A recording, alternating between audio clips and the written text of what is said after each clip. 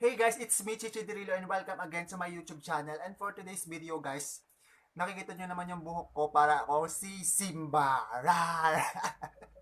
And syempre, nakikita nyo yung buhok ko, naka-bleach na yan guys. Medyo sira-sira na siya. So, ang gagawin ko para magkaroong buhay, dahil mahilig nga akong magkulikot ng kung ano-anong mga bagay. So, i-DIY natin siya using this paper, CREPE paper.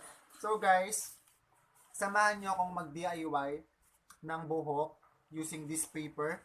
So, ang mga gagamitin lang natin is ito, crepe paper, disposable gloves, and bowl. So, guys, let's get started.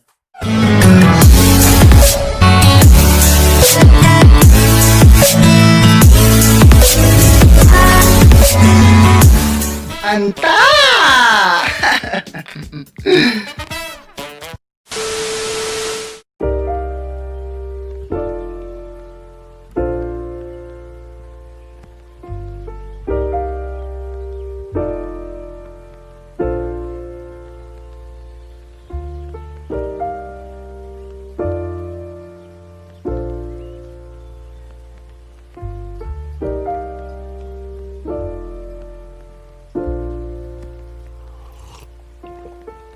Found the one, you should never give her up.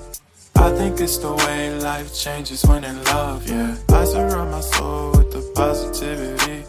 That's why I don't worry about the things that I don't see, yeah. These days I don't worry about much. I think we should have some more fun. I still dream about the days when we were young. I'll take a hit and still finish in one, yeah, yeah. Isn't that too far away from our hearts? Yeah, yeah. The ones we keep close, we should never let go. So tell me who you love, baby. Take a moment to unwind, fix yourself and realign yourself with the world, baby. Breathe slow, baby. Yeah. We should breathe slow. We should breathe slow. We should breathe slow.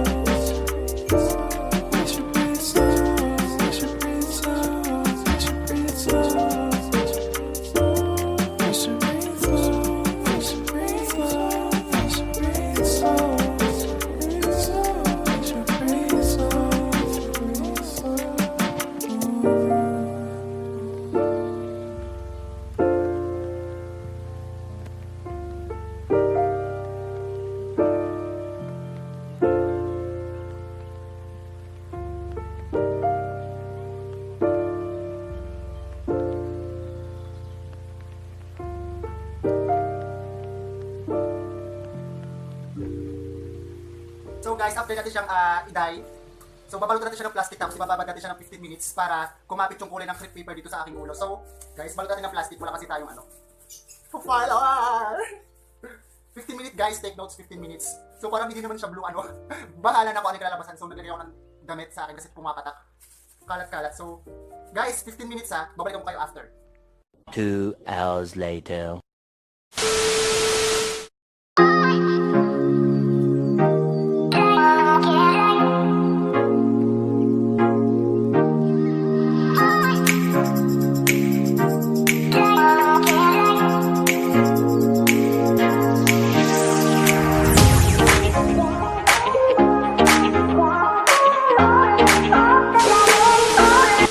So guys, after the short period of time, ito na yung kinalabasan ng pag-DIY natin using crepe paper. Ayan.